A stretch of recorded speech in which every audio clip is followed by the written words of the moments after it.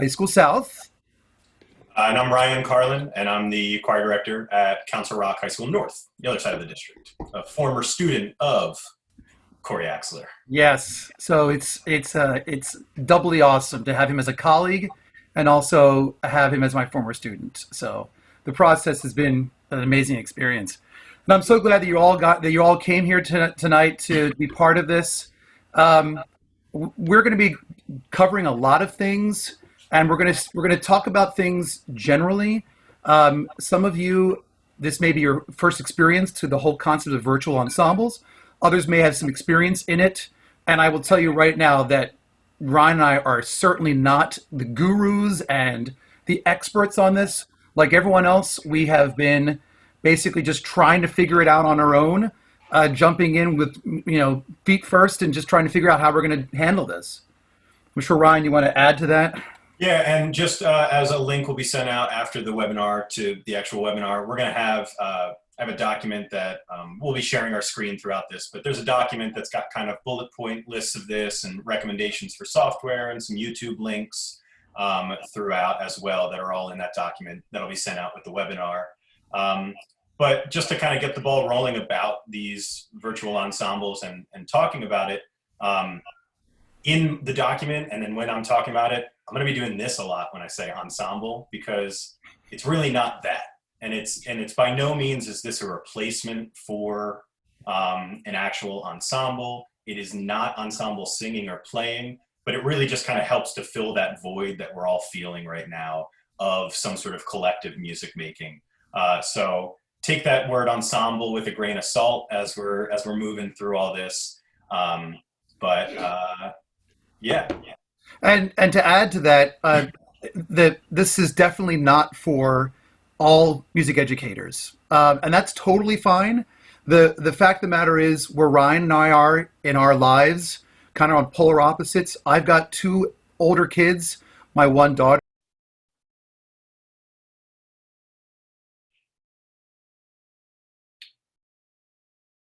Or you're muted. There we go. Sorry about that. So I was going to say this is not for all educators, but the fact of the matter is, Ryan and I are in polar opposite spectrums in our lives personally, and so my kids are young, and sorry, my kids are older. I have a 17-year-old and a 19-year-old, so I've got plenty of time. I don't have to worry about them. And Ryan, he doesn't have any kids. My cats are pretty self-sufficient. Yeah. So because of that, we have, we both of us have a lot of time on our hands to kind of figure all this stuff out. I'm not chasing after little kids. And I have a little bit of tech savvy. So I've been doing the audio editing for many years. I've kind of figured that out as we go. The video has been a nightmare along the way, and I've gotten better as we go. But the thing I want to tell you is you can make this as simple or as complicated as you want. We're going to talk about the most simple version of virtual ensembles and get into some real complex things as well. So that's kind of an intro to this whole process. And so I'll let Ryan talk a little bit about, like before you even start, how to approach this whole thing. Yeah, so picking repertoire, I think, is something that is kind of the first step for what you've got to do, and being smart about the repertoire that you're picking. Given what you're going to be doing technology-wise and trying to line things up, homophonic music, or mostly homophonic music, I think is really going to be your friend for this, because everybody's got lining up points. Everybody has similar motifs that you're working on. If you've got all of these multi-measure rests and these different polyphonic sections, it's just going to complicate things, as you'll see when we're going through the tech aspect of it. And really just something that the students know well. So I was fortunate enough to having a couple weeks of spring concert repertoire rehearsal before all these closures happened. So the first kind of takes at these virtual ensembles that me and my students have done were repertoire that we had already worked on. And only now are we beginning to branch out and think about doing something brand new, or something that we hadn't touched so much just yet. So I think being really smart with your repertoire choices, because the students don't have anybody with them. So they're in their own music making. So if they're not feeling super, super comfortable with what they've got, be it from rehearsals that you're doing with them before closures, via Zoom, which Corey will talk about later in this as well, the comfortability of the student on the repertoire has to be really there, because they'll be listening and they'll be kind of just slightly off for what we've got, because they don't have that ensemble comfort or that ensemble ability to lean on other musicians. Yeah, and to add to that, if you're thinking about doing this and you really or want to try this out, I think the first person you should talk to would be your administrator. Because one of the things, I was talking to some of my colleagues through District 11, some of the choir directors, and a couple of them said, oh, our district does not allow any student's face to be shown anywhere in video format. So we can't do videos. I was like, okay, well, you can still do audio, as an example. And I think what you need to do, if you really are interested in doing this and you want to sell it to your administrators, is you start off by saying, hey, I'm learning about this process, this thing called virtual ensembles. I watched a webinar and I've been seeing some how-to videos. And I think this would be a really good thing to do for our school district. It's going to boost our community, boost the morale of my students. They're going to feel like this is something that they are going to be very happy with afterwards. I can tell you from Ryan and I, from the few we've already done, we've gotten such great positive response from community members and from our superintendent and from coworkers, parents, of course, and students. It is a win, but it is very, very time consuming. So we'll get into that, and I think we're ready to actually start getting into that. So Ryan, why don't we start from the very beginning? Yeah. So to break this thing down into sections of how we'll and how this is done, there's really four main stages for what we've got. And the first is all of the prep work for both students and teachers, and we've kind of touched a little bit upon that. The actual recording process, and then there's all the post-production, which is the audio editing and mixing, and then finally the video. Okay, and at any one of those points, there's going to be simplification spots throughout of things that you can do to scale back. But the prep work on the teacher, and I think this is going to be where I'm going to first share my screen. How did that go? You seeing my screen? Yep. All right, awesome. So the prep work from the teacher's perspective really comes from having something that the students are going to be listening to and or watching while they're recording. So the way that I did it is I have practice files and conducting videos where the students open up this, and these are unlisted YouTube videos. As my internet is taking a hit right now. Mm-hmm. But essentially, I played, or I typed in the music into Finale, or if you use Sibelius, or if you use MuseScore or Noteflight, any of those things, and I made practice files for them. In which case then, I conducted along with those practice files. And the students are watching and listening to those practice files as they're recording, so that all in the same time, having that added, bit of person-to-person contact. But within these sound files, it's really important for there to be a sync point. And we're going to touch on differences of how we've approached that sync point. Eric Whitaker started these videos years ago, and I was lucky enough to partake in one of them and be a singer for, I think it was Sleep, his video. So the process that I'm doing is exactly what Eric Whitaker does. He instructs you to start recording.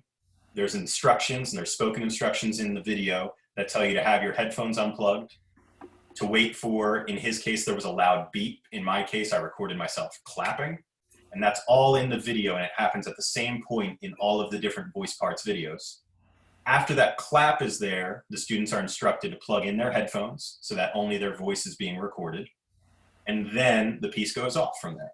There's a couple measures where their starting pitch is played, another measure or two of metronome, and then they begin. And that clap is going to be really, really important for when we're lining everything up, because you're going to visually see a large spike, a large peak in the waveform, the visual representation of the audio. You'll see that, and that's going to be the point that maybe not everybody comes in on beat one, or maybe the basses don't enter for another couple measures, but that clap is still going to be there at the beginning of the student's audio files. So that's all in these videos. I'm just gonna play a split second. It's just my voice in there. Your headphones should be unplugged from your device, and your volume should be up a good bit. Now wait for the clap. And that's that. And after that, the students are off on their own. The piece begins, I magically appear.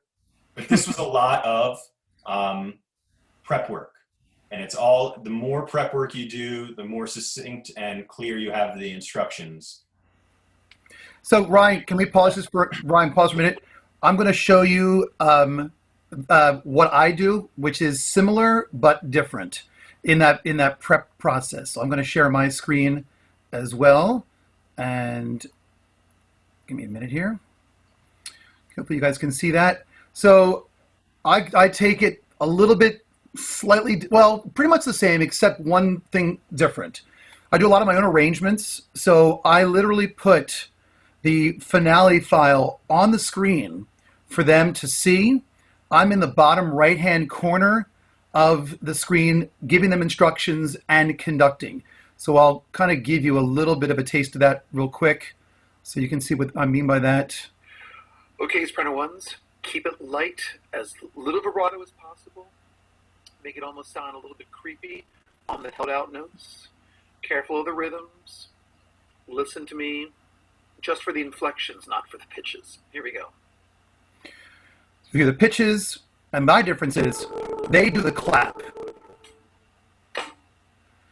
And that becomes the starting point. And then, so then they hear their part coming through, and I'm giving them inflections and helping them with cutoffs and so forth. So yeah, that's a lot of prep work up front, but by doing that, you're going to pretty much guarantee that your students will, well, if you have students that are following you and know their music, are going to be able to stay in time. The other thing I would tell you about that little step there is you don't have to do that way. If you're like, how did you do that? How did you make the videos? That's something called Screencastify. We can talk about that another time. But it's very similar to what Ryan does.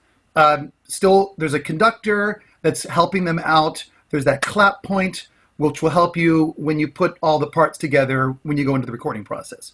So go ahead, Ryan, take over from there. A clear simplification of that is just having audio.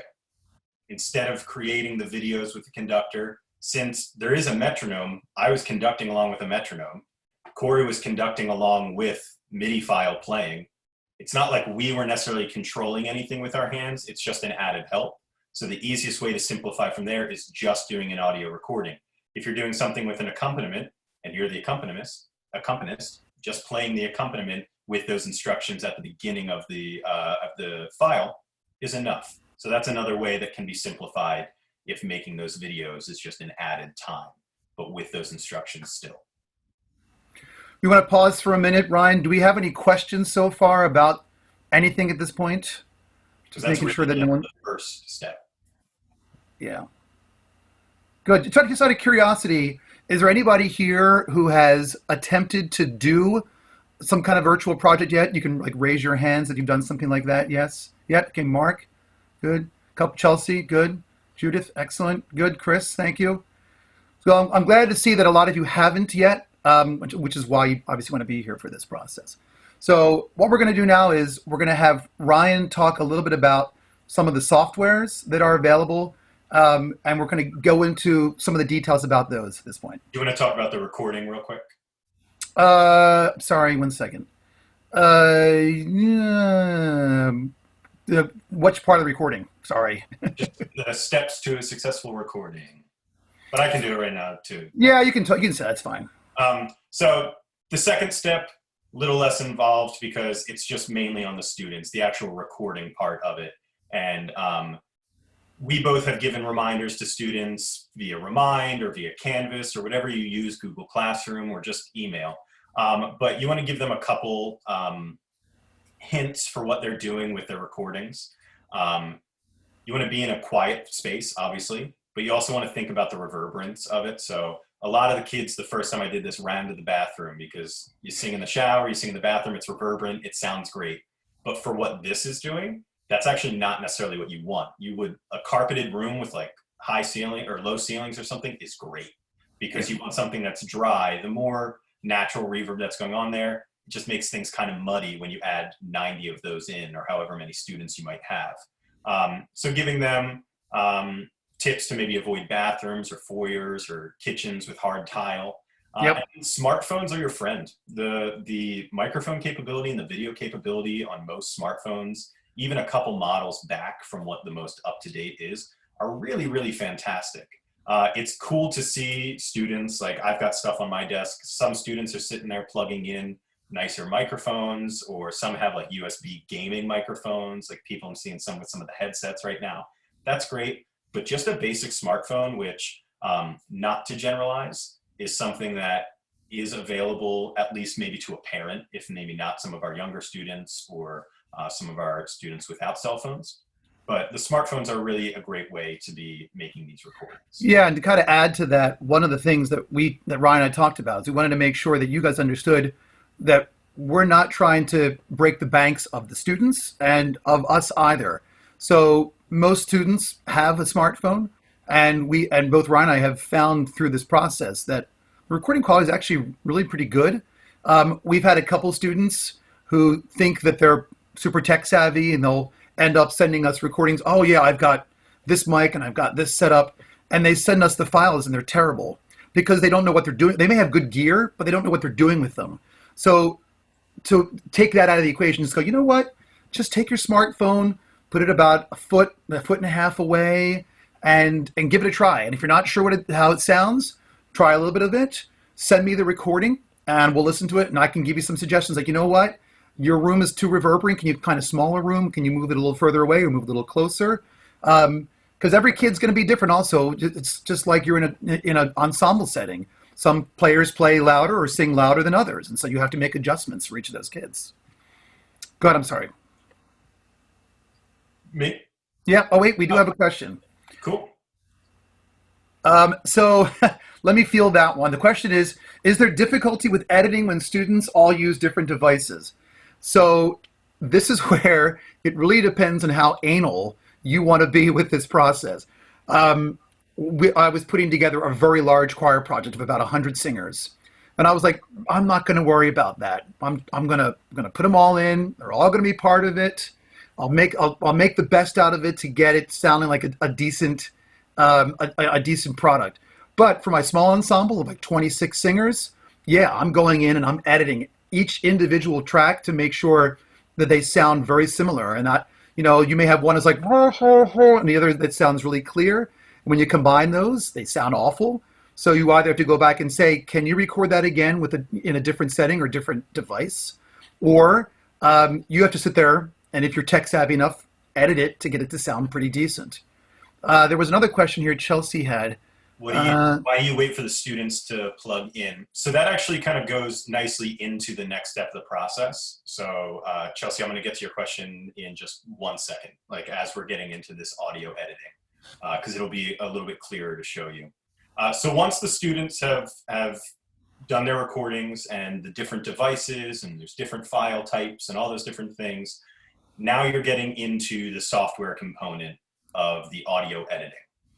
So here's where there's a million different avenues that you can head. I have coursework from my undergrad in studio engineering, and I'm in the middle of a master's program for music technology. So I do this stuff for fun, and I also do it kind of for side work. So I have a program called Pro Tools, which is kind of an industry standard for professional recording. That was something that I paid a couple $100s for years ago, and I've done a couple updates for since. That's a great program if you have the capability, if you have the monetary ability for that as well. But not everybody's going to have that, and I understand. However, there are a lot of really great free alternatives, of which Pro Tools has something called Pro Tools First, which it's like 75% of everything you get with Pro Tools comes on Pro Tools First. But the limitation is being only able to work with 16 tracks at a time, which is not the end of the world for some. And if you do it the way I do it, which we'll talk about later, you can get around that. It's perfect. Yeah. And in all honesty, I'm going to show you my screen right now of what my Pro Tools looks like. And But don't freak out for what you guys are about to see. It's maybe a little overwhelming because even Ryan and I have had debates over showing this next screen because it's like, what? yeah. Because it's pretty crazy. But if you're a Mac user, there are things like GarageBand, which is free, and then there's Logic, which is the next upgrade. For PC users, there is Audacity, which is a free program, or there's something called Reaper, which is for PC and Mac. And there was a time when my Pro Tools wasn't compatible with the new Mac operating system. And I was without Pro Tools for about 6 months. And I used Reaper. And my professor from undergrad, who was my studio engineer, he says, if you don't have Pro Tools, you use Reaper. Yeah. That is a free alternative that has a few like in-app purchases that are a little on the more inexpensive side. So here is my Pro Tools session for a video I just put out with my students. The word is Reaper, Reaper, not reverb, Chelsea. Oh, Reaper. sorry about that. That's all right. So here is my Pro Tools session with all of my singers in it right now. So this was a session of 86 singers. And up here at the top, these blue files and this little file right here, that's all of my MIDI, my sound files that I used, and that's my recording of the instructions. I recorded those instructions once, and anytime I'm doing a new piece, I just put that in. It's the same file for that. So I do all of my audio editing within the same file that I made those sound files with. And then here's my metronome up here getting turned on. But to answer a question of why we wait to have them turn on their headphones, so I have all this stuff deleted in front. This is all the empty space during the instructions that I've deleted just so that we don't hear just room noise or anything. The coughing and clapping, all the stuff in the background, yeah. But if you look right here, this large spike in the waveform, that's the clap from my instruction. And then right here, where there's nothing going on the file, is when they plug in their headphones. So they wait to plug in their headphones so that the video that's playing is being recorded by whatever they're using to record. We want that audio at the beginning to be recorded. And then after that clap, I don't want to hear anything. I don't want to hear the metronome. I don't want to hear the MIDI. I only want them to hear that. So they plug in their headphones so that later on when they enter, this is the only voice I hear. I only hear Lindsay's voice. I don't hear any of the click track or any of the MIDI. So then you can see there's a clap in different files that are all getting lined up. And every once in a while, there's a student that does not follow directions, or there's a student that doesn't have their headphones unplugged, and then I'm left to just line up audio on other ends. But essentially, if you click and drag and you're moving, these are in a group, so if you're clicking and dragging and just moving things so that it's visually lining up, and here is the audio of where the clap is in the initial, and I'm just clicking and trying to line that up. Corey will talk about this too, but in all of these programs, you have the ability to zoom. And I write in the document that we'll send out, you line it up, you zoom in, and then you line it up again, because the further I zoom in. See, that's not lined up right there. You can see those two are not lined up. So you move slightly to the right. Yep, there you go. So that's my initial process of that. And when that's all said and done, everybody is lined up as well as they can be. And then there's a little bit of how crazy you want to get. You could stop right there. I've got some time on my hands and I like to do this type of thing. So I went a little bit further, and these gaps right here are like coughs, or sometimes if hair is hitting the microphone on the headphones and it makes a loud rustling noise, I just delete that. But there's nothing that I'm not moving, or I'm not auto-tuning, or I'm not doing anything crazy to the student's performance, because that's not our end game here. But just trying to make it as clean of a product as possible, getting rid of some of those ambient noises. I've had some nice students who are doing their recordings out on their back porches or something, and there's some birds, or there's a truck that goes by, and I could leave that in and it would be just fine. But I just take it that extra step further, which is not necessary for the overall product. Hey, Brian, we're going to pause here. We have a couple questions here. One is from Rebecca. She asks, so if the students are sending you sound files from phones or voice memos, is it a literal drag from the sent file to one of those programs? So it depends on the program. Yes. So I can tell you that free programs like Audacity, they will not, you don't just literally drag it in. You have to convert it before you do that. Even something as simple as a voice, like if you're just going to do an audio only virtual choir, those are called M4A files. And those don't directly go into Audacity unless you have a converter attached to it. But something like Pro Tools and Adobe Audition and GarageBand, those you can literally just drag it right in. It'll convert it, and then you just put it on your workspace and you go. And there's a lot of free websites. Like, I'm sure we've all done it where it's like YouTube to video, where we've tried to download a YouTube video. You can honestly type in, if you see what the video file is, if it's a .mov or if it's a .m4a or any of the different formats, if you were to just Google that file type to MP3, yep, there's going to be, and that's just going to be a little bit more of a time-consuming process to just convert and download. Okay. But it's worth it for what you've got. There's another question here. I'm sorry, I'm just looking at the chat here. This is from John. John said you have to extract the audio from the video. So depending on what you want to do project-wise, if your end game is to make a video and they are submitting videos, then again, depending on the software, you literally just drag that video in and it will separate the video from the audio, and then you just take that audio and put it in. And we'll talk a little bit about some of the different techniques for that.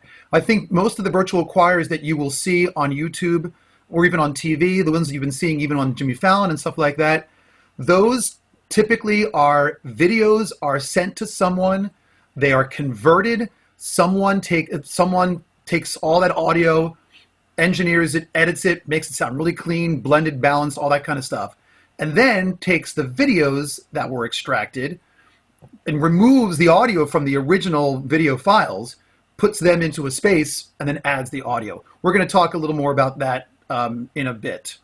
Go ahead. And one more thing on that is, when we get to the video component, you could possibly skip this entire audio component and just line up the videos. But you'll see the benefit of doing this is because of this next window that I'll show you, and Corey will show the same thing, is the balancing capability of it. If you're only just lining up the videos, you don't have as much control of this student was really close to their microphone, this student wasn't as, you don't have as much control for that. So this will be the kind of connection between what I've done to what Corey does. What Corey does. These different colors are the different voice parts. And I have a good balance for, these are my soprano ones and my soprano twos in the yellow and the orange. I've got those balanced pretty well. And the reason some of these are so far down is because some iPhones, I didn't mean to scroll. Some iPhones or smartphones will record in a stereo file, and that stereo file is going to be really loud compared to what a mono or just one track will be. So that's why some of these students are a lot lower down than others.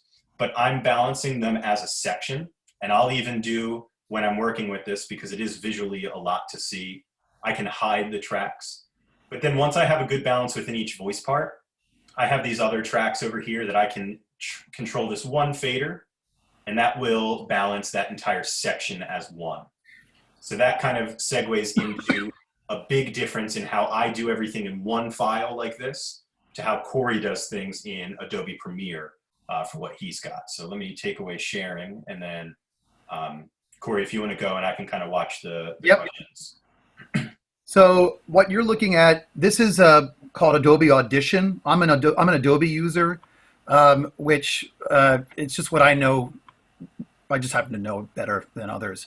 So what I do is very different. Not very different, but different enough. I will have different sessions per voice part.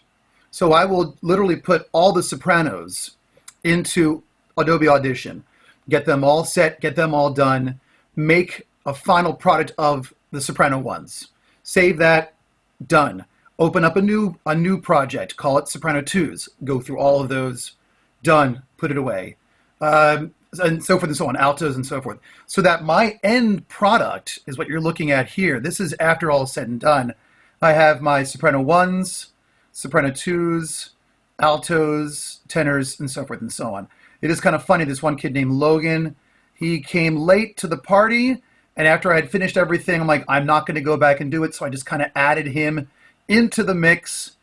He's one of my baritones, to come up with a final product. So, and just going to reiterate with what Ryan had said. Let me just make this smaller here. I'm going to zoom, and I'm going to show you what he was talking about with regards to that click point, that clap point. So in my version, you remember that when I was showing you that little video I showed, they are to clap. And that is my way of lining everything up. So there is the clap point right here, and then everyone comes in afterwards. So that, you have obviously a well-balanced product. So what I'm going to do right now is I'm just going to solo out the soprano ones to give you an idea of what this sounds like. Or this is the altos, actually. So here's the alto part.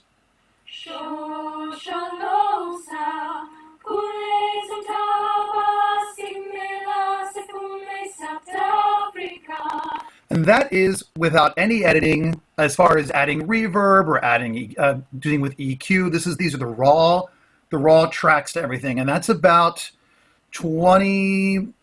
I would say about 23 altos that were in there. Now, obviously, you grouped the altos together. Yeah, this is after I grouped everything, and so you can see up here it says show alto. This is all the altos here. So I went in, just like Ryan did. I've already made the balance. I've done all that, and I've chosen the students that were a little bit stronger, and I wanted to have more in the forefront. You can kind of hear them a little bit as you were. Well, if you heard that, you heard some voices a little louder than others. But when all is said and done, you put it all together, you're not really going to be hearing that much.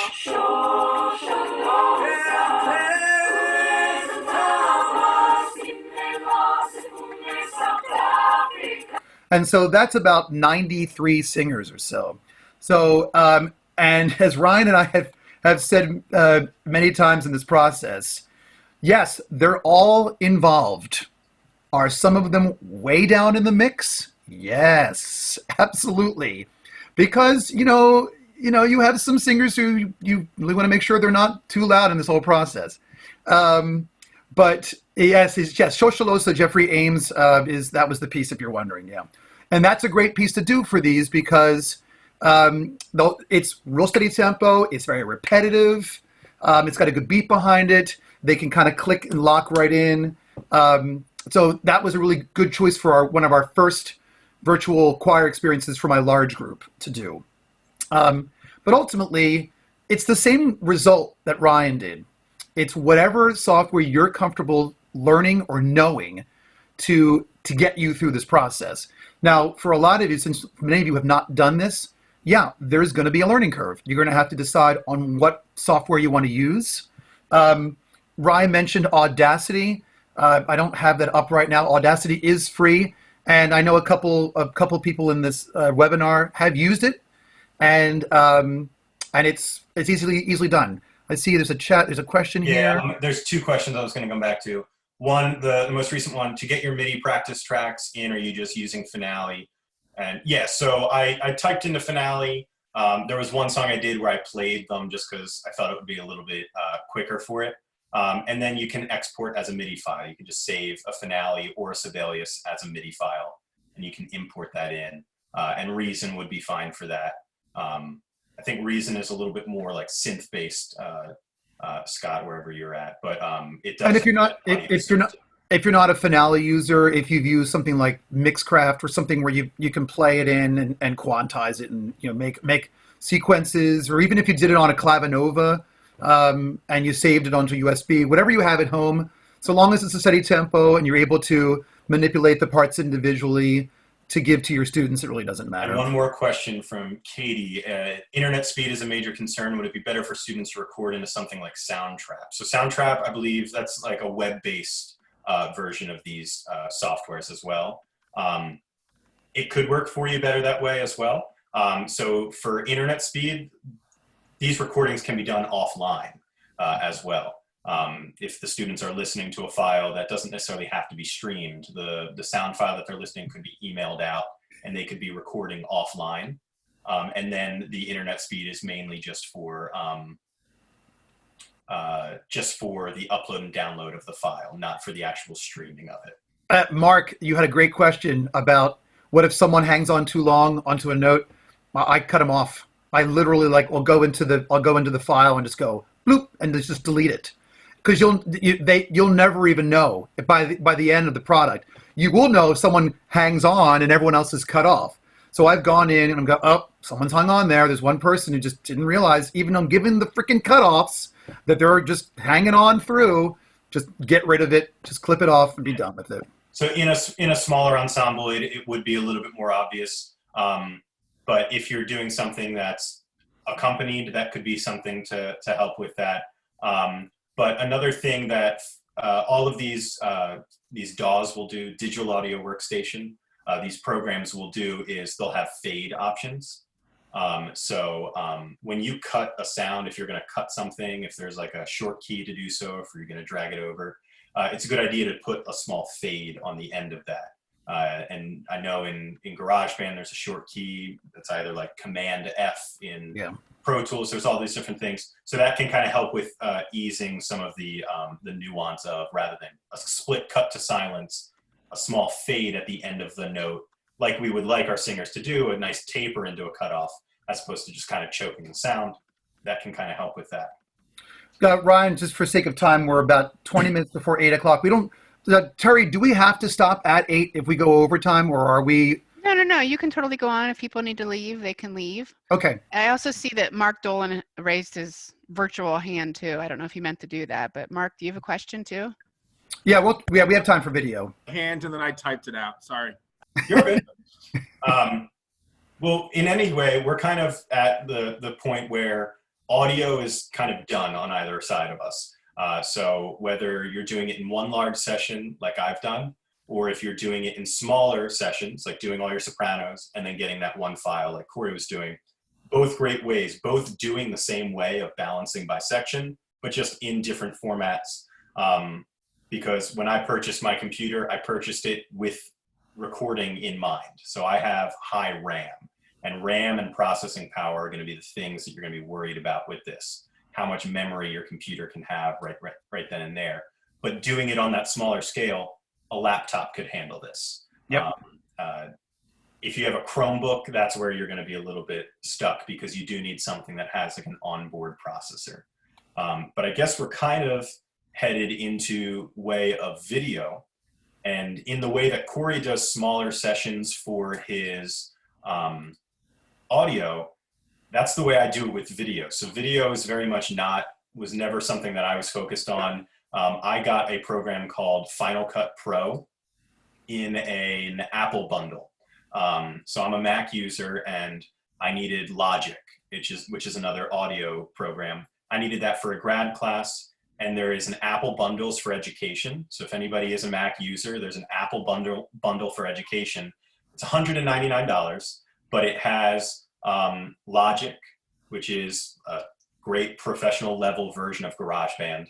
And it has Final Cut Pro included in that, as well as MainStage, which some of you musical theater people might know, and another program called Compressor. So for $199, which is the price of Logic, or Final Cut on its own, you can get all four of those by going directly to Apple's website. If you just Google Apple Bundle for Education.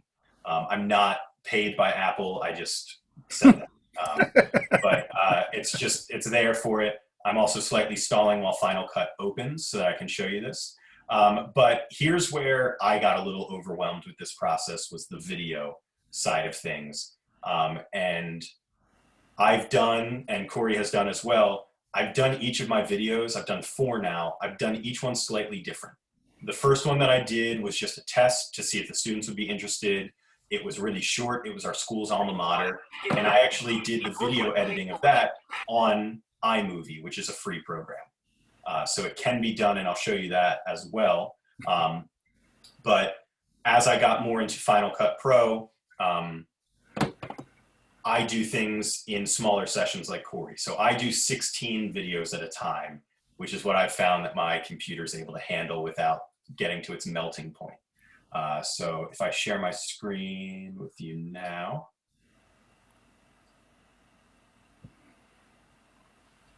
Are we good sharing wise? Yep. Okay, awesome. So this is the kind of end product of what Final Cut looks like, and I'm getting ready to finish this video. So these four video files that you see, 1, 2, 3, 4, those are just like what Corey had, where there was a soprano file that he had already mixed together, an alto file. All right, these are different groups of 16. But if I were to bring up the sound, and you can see the sound for each video right here, it's the same process of, if I were to zoom in a little bit here, it's the same process of finding that clap point, which is right here, and it's visually there. And if I were to bring up the other audio file, you'd see the different clap points in there. And it's the same process for audio and visual as it is. It's just a little bit different in the program. So in Final Cut, and I'll show you, I can literally type in pixels. And most students are sending things from iPhones, which film 1080 HD video. And I know the divisions of what those are. So if I were to click right here, you'll see this big span of students right here is really one group of students. There are these blue dots that appeared over top. That's one video that I've scaled back to just be in that corner, and it's at that location. But you could also just click and drag that video to wherever you would want to place it, and it'll go there. And Ryan, the reason why he did that, if you're wondering, is because imagine trying to manipulate 75 videos all at one time. It would be insanity. So it's the same concept with, like he said before, Ryan said, start with a certain group of people, get it the way you want it, save it, put it somewhere, do the next group, the next group, the next group, and you'll go from there. And by the way, Final Cut is not PC friendly. It's a Mac program. There's something called Adobe Premiere Pro, which we're going to talk about afterwards. But go ahead, Ryan, continue. No, yeah. So when all things are lined up, I could mute the file down here, the audio, and I could bring up the audio on these four videos. And this can kind of show you that this process can be done just at the video stage. So when someone was asking about extracting audio, I could just line up all the video and hit play.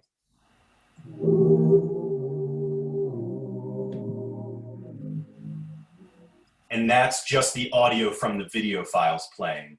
But what I do at the end of the process is you bring out that audio, you mute all those, and then this is the actual audio from Pro Tools that I brought in. And it's the same thing, just lined up with wherever the click point is. And it just allows for that balance to be a little bit more full. Yep. So video frames drop during playback. I can't tell you how much my computer pops that up just because it's a lot. And it wasn't until this video that I just did now, and I had done 3 beforehand with my different choirs, that I learned about using proxy or compressed files. So it might be a good way, the same way we were talking about, you can convert videos from a video file to an MP3. Something people might want to consider is also converting an HD video to standard definition. And that's because they're so, by the time they're on the screen, they're so tiny. Do you really need it to be HD quality at like that tiny little box? It's not necessary. Absolutely. And it just makes your computer a little bit happier in that it's not going to be freaking out over processing all of that information at once. So that's something I started doing. My program has the ability to make what are called proxy files, and it basically does that as a placeholder. And then right when I go to save it, it brings back the HD. So programs like Final Cut or Adobe Premiere. Premiere? Yes, Premiere is still those programs have that capability because this is what people might be making a full movie on. I'm never going to be doing that, but it could be doing that length of a project on it. So can we swap screens real quickly? absolutely. All right. So I'm going to show you. This is really a major cop out as far as how I did it the first time around, because I had no idea how to do any of this video stuff whatsoever.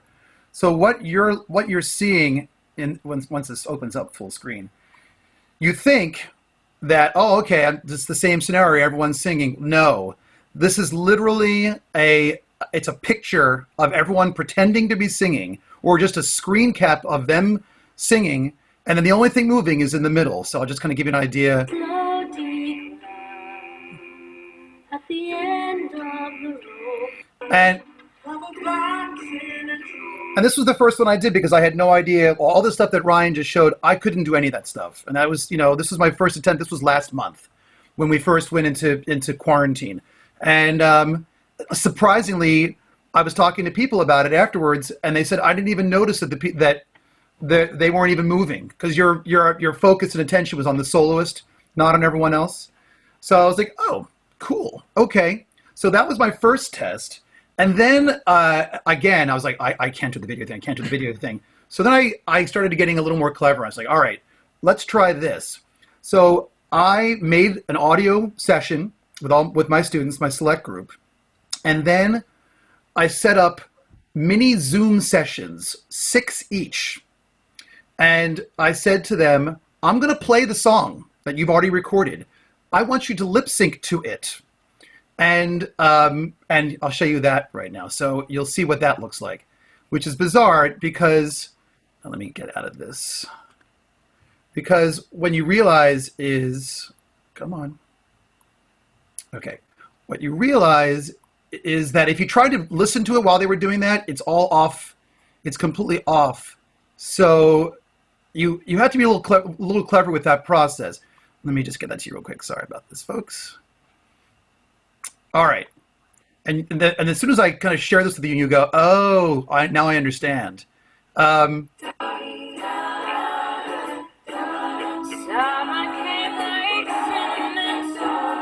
So what's going on here? These are just literally Zoom sessions.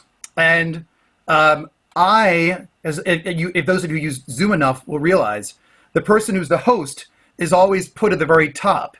So what I did was I was able to record everyone's Zoom session. And then afterwards, I put a black box around my face every time I went to a different shot. Well, that one wasn't so good. You can see there's a little bit of a rim up there. I didn't make it big enough. And that one is a little off center, but you get the idea. By doing that, though, it looks like they're singing along with it.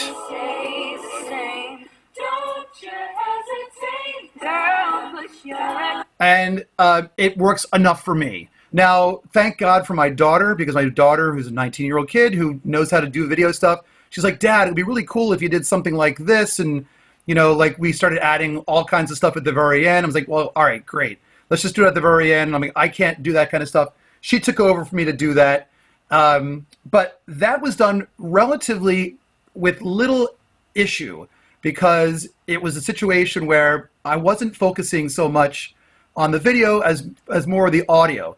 And it still came out great. So this kind of goes back to what Ryan and I were saying before. You do what you're comfortable with, how far you want to take it. I did not get hired to be a video engineer as a music educator. That was not my job. But I am having a lot of fun doing this stuff. And the more I watch everyone's video projects, I just saw Kutztown University's had this virtual drumline thing, which was insane. Pennsbury did a really cool one recently. Looks like a band is performing. If you have the time to do that, great. I do, but I'm just like, I'm more concerned about the audio side of things, making sure it sounds really good. Here's the other thing I'm going to recommend to you guys. You don't want to do any of that? Make an audio one, and then make a slideshow on PowerPoint. Just add the music to it. Or that Shoshalosa one that you did is literally just a picture of my choir singing, and the music is going. I literally just found this one. I'm going to show this to you real quick as well. So this was one that popped up on my screen on Facebook. This is a 7th and 8th grade choir from Minnesota, I believe. And it's the 7th and 8th grade Century Middle School Choir in Lakeville. I can share this with you guys afterwards if you want to see it. He goes into all the details about how he did it, and it's very similar to what Ryan and I do. Although they used Flipgrid to actually record them, which is another possibility. We can But add that to the document we'll send out. yeah, so this I'll just play a little bit of this.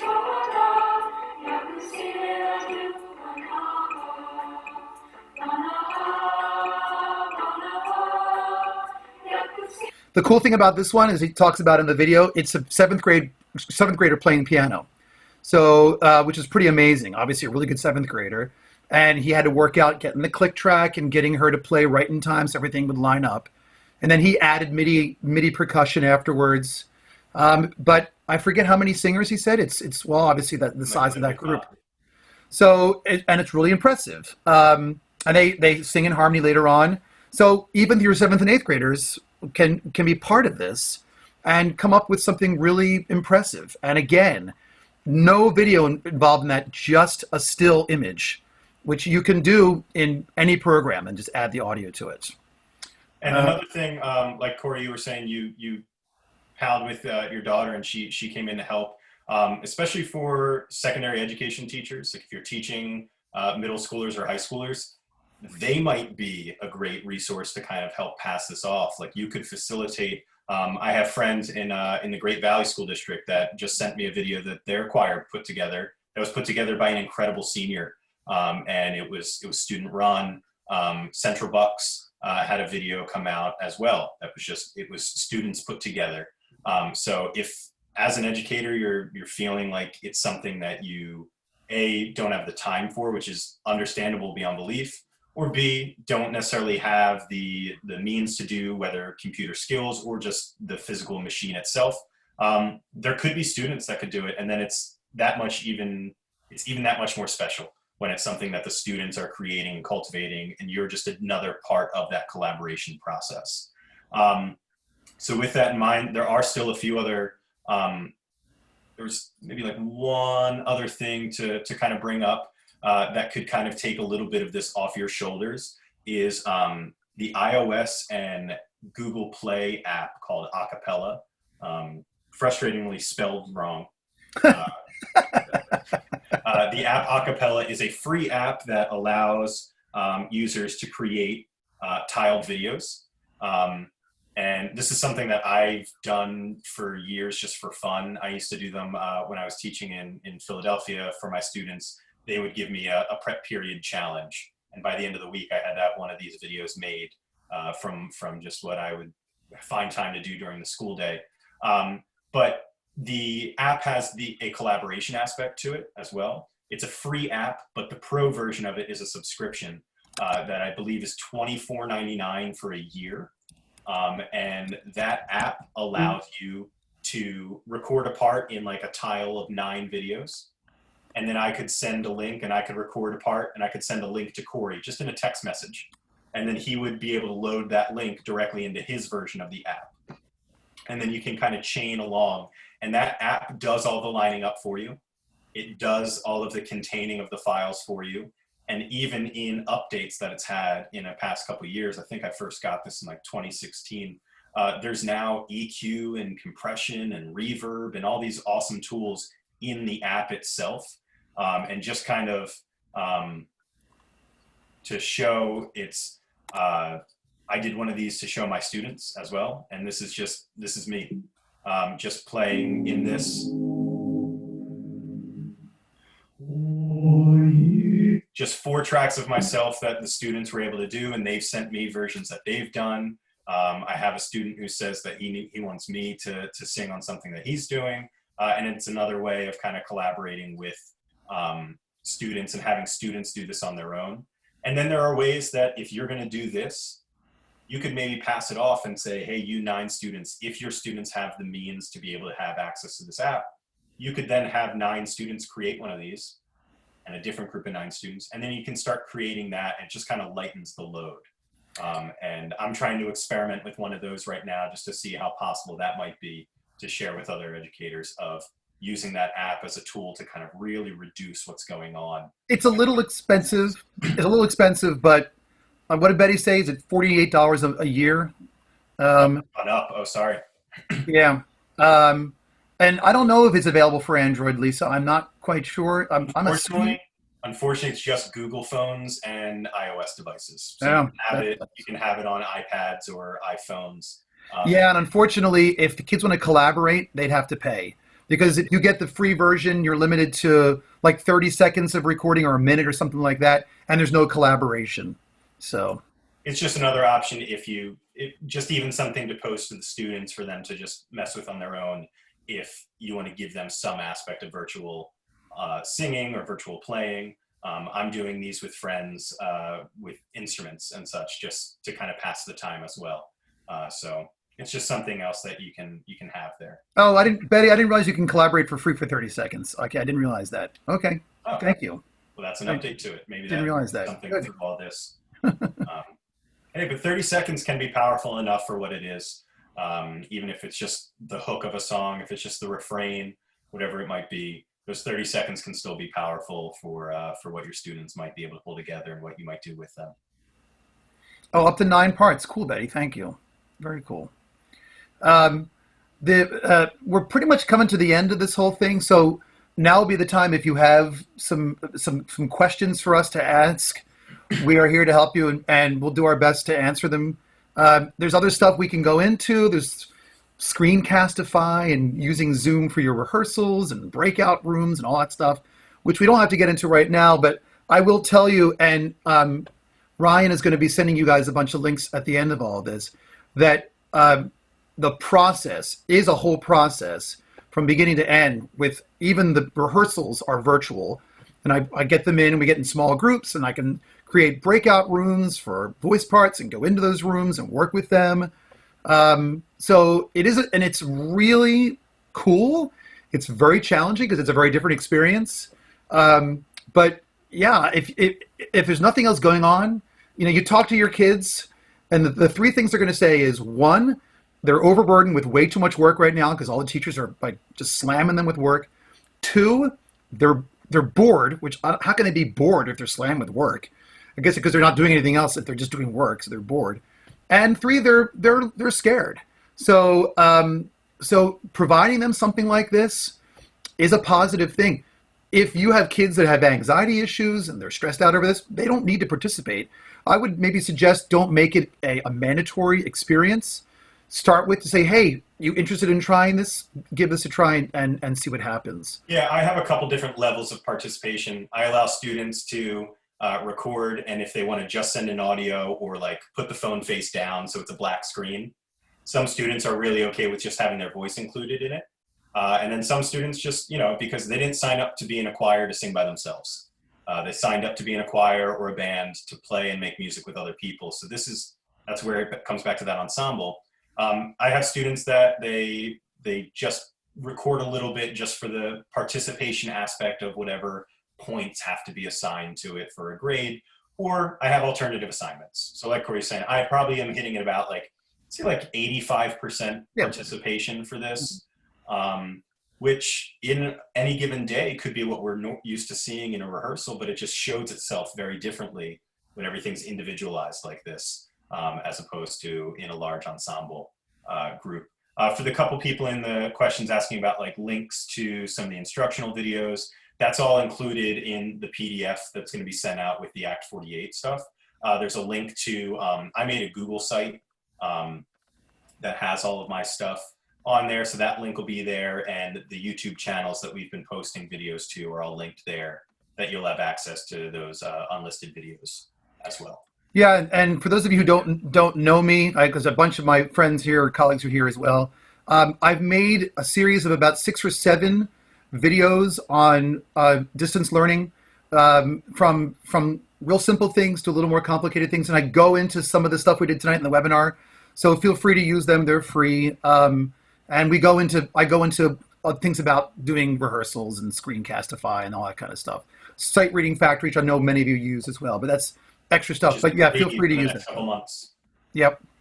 So Sight Reading Factory is free through July for anybody who would be interested in using that. All right. So the question is, with Zoom rehearsals, how do you deal with latency issues? So obviously, there's no way to play live. So what I'll do is, let's say I'm working with my large group, And I say, okay, I make these breakout rooms, which you can do on Zoom. I put 5 or 6 in a room. I then assign a section leader, which you would normally have if you're a high school teacher, and you say to that kid, I want you to run the rehearsal, and what you're going to do is you're going to play something or you're going to sing it. Everyone else is going to mute themselves, and then you can say to them, let me hear you try this, just back and forth. It's back and forth. It's never anything that's happening synchronously. It can't happen. And then I'll go in, and then I'll say, how are we doing? Let me check and see what's going on. I listen to them a little bit, one at a time. Great, I'll come back to you guys, and I go to the next room, and go to the next room. So it's all done one-on-one. But at least you're not overwhelmed with 85 people all at once trying to do it. Someone just asked a question about copyright, and I think that's where some of my knowledge is going to stop. In terms of putting videos of arrangements or performance, I'm not exactly sure, but you can post a video of a performance as long as you're not collecting anything from it and you're giving due credit. I always put a title page in my videos of, Right. This is the piece, this is the composer, this is the arranger. Yeah. You can put it in the description. I believe as long as you're giving credit through for whatever it has, and then also be careful of, no choir director has ever illegally photocopied music ever. And that's the way the publishers want us to believe. But if your students are going to be singing, make sure if they have somehow they got a hold of a photocopy, it's not plastered right in front of the camera. That might be something to consider in there as well. I'm working on a video right now that I'm in talks directly with the composer of, and I had to say that to my students because I was maybe like 15 copies shy of a full set. So Yeah, as far Rebecca as copyright, I can't really share too much else on that. Rebecca just said, as long as you give credit and you're not monetizing, it's fine. So Awesome. you Speaking from like a cyber school perspective, just because I deal with this all the time with copywriting and stuff like that, even for like my own courses, because I do everything cyberly and remotely, which is kind of crazy to think about now. So yeah, as long as you give credit to whoever wrote it, even if it is like an arranger or something, and as long as you're not reproducing it or you're not going to keep it for further, like you're not going to like put this in like in a lesson or something else. If you do just, if we are still in COVID-19 for next year, hopefully not, then you have no problems with the copyright and things like that. So hopefully everyone's going to go back to normal, but as long as you give credit where credit's due, you should have no issues whatsoever. And if you do face issues, just look up the OER laws for whatever audio you are using. Thank you, Rebecca. Awesome. So rest of the time, I think if there are any more questions, feel free to jump in. There was a question a little earlier. Which one would you recommend for a beginner? I mean, which programs would you recommend for a beginner? If you wanted to unmute Michelle and clarify your request, but I'm taking it to mean basically, if this is your first experience with it, where do you start? But if you want to clarify, Michelle, go ahead. Yes, thank you so much. Which program would you recommend for a beginner? I would say probably Audacity for audio to start with, or Reaper. What do you think, Ryan? Are you a PC or Mac user? PC. Yeah, I think Audacity is great because it's a pretty small program. It doesn't require that much for computing power. Personally, coming from like doing audio stuff, when I go into Audacity, it is a little bit kind of clunky and it doesn't flow as nicely, but it is free and available. I think Reaper, if you want to give yourself a day or two to just kind of mess around and get to know a program, Reaper is something great to check out. And just like we're doing these tutorials online, just type in any program on YouTube and there are millions of videos. I've taken graduate level coursework on some of these programs, and I just watched a video that a friend of a friend put out the other day, and it taught me more than a class I paid $1,900 for. That one 19-minute video taught me more than 15 weeks of a semester. And that video I'm sharing, it's the big band video that was put out that is really great. And there's this guy, Dave Pollock, and he puts out a lot of educational videos on his YouTube channel as well. But yeah, I'd say start with Reaper, and then Windows Movie Maker is a really great beginner level video software for PC. Yep. Thank you. Yeah, Thank no you. problem. Any other questions? You should all know, by the way, I am mulleting tonight, which means I am business on top and party on the bottom.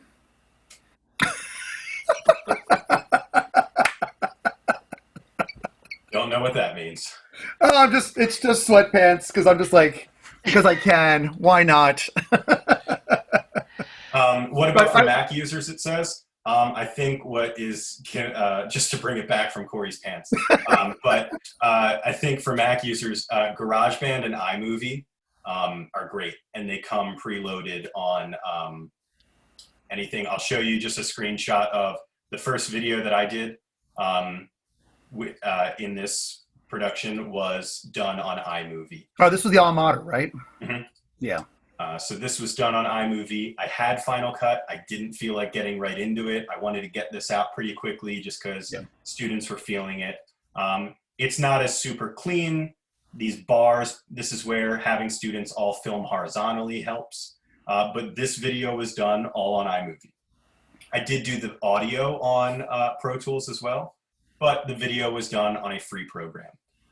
Where you're able to pair videos and keep pairing two videos and keep pairing two videos. So you try to. Rebecca just asked that question. How did you go about doing that with iMovie? Cool. And let me open up iMovie. So in iMovie, you can only do things in pairs, and it gets a little bit tedious that way. And that alma mater video probably took me as long as my next, and I did the piece Shoshalos as well that Corey showed earlier, and I had, I think, 92 kids in that one. The alma mater probably took me just as long video-wise, but it was simpler. Like, so you would do, so just so I understand this, you would do 2 videos, save that as a file, then do 2 more videos, save that as a file, then take those 2 videos and put those together, so now you had 4, and then take, gotcha. So you're just compounding and compounding. And it was like, I sat here and, you know, I had a nice coffee in the morning, and by the time it hit 4 o'clock, I had a different beverage with me, and it was just, I sat there on iMovie the entire day going through. And so let me see if I can open up a project. You're not sharing yet, just so you know. Yeah, I got the rainbow wheel right now spinning. But on iMovie, I can just kind of explain the process. Like if you've ever used it and you're bringing files into the timeline of it, when you bring in that second video, it'll give you options where you can either do a split screen or you can do picture in picture.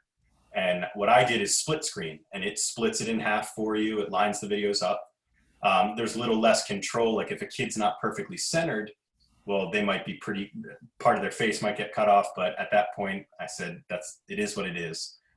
Or you can do picture in picture where you're able to honestly just shrink and just expand like any image on Microsoft Word and drag it around.